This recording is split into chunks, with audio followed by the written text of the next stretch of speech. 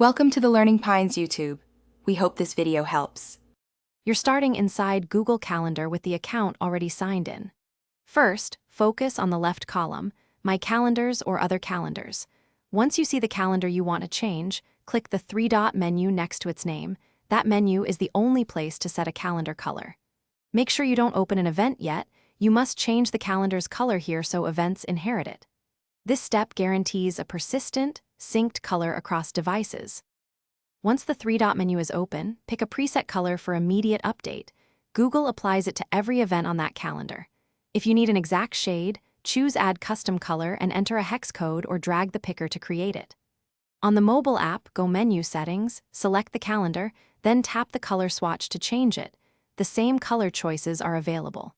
These choices sync to all devices, so you see uniform colors everywhere. After selecting a color, refresh Google Calendar or restart the app to confirm events updated. If you want one event to stand out, open that event, edit it, and choose an event-specific color. Note that event color is still tied to the calendar unless you change it manually. If the change doesn't appear, clear your browser cache, check that you have edit access to the calendar, and sign out and back in. That fixes most sync and permission issues quickly. Thanks for watching. Consider subscribing if we helped you.